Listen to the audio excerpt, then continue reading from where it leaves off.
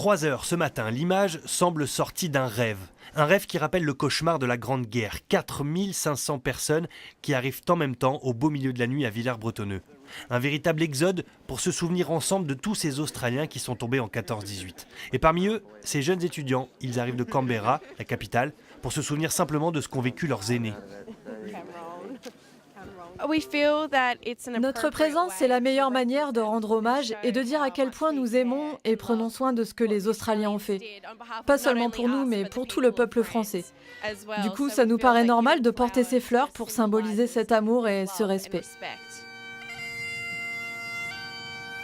La cérémonie débute exactement au lever du soleil, 5h30. L'heure aussi du début de la célèbre bataille des Dardanelles en Turquie, durant laquelle des milliers de soldats ont trouvé la mort.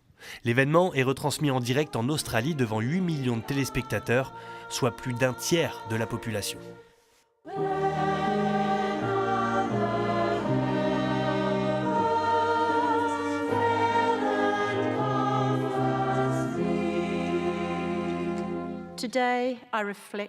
Aujourd'hui, je pense à tous ces jeunes garçons et ces hommes de l'Ouest australien qui ont pris les armes, quitté leur famille et les êtres aimés, les amis, les collègues, pour être emportés par l'énorme raz-de-marée de la Grande Guerre.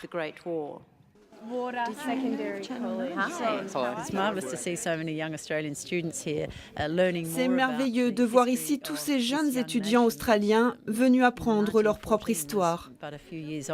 Cette jeune nation, en 1914, n'avait que quelques années et est allée combattre très loin.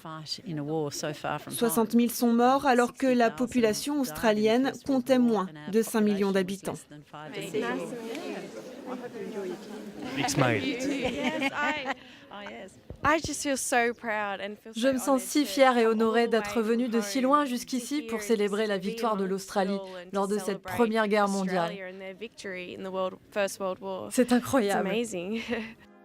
La rencontre improvisée entre une ministre et des jeunes venus du bout du monde est d'une étonnante simplicité. Tous vont continuer leur périple historique à travers l'Europe, un peu comme des ambassadeurs de mémoire.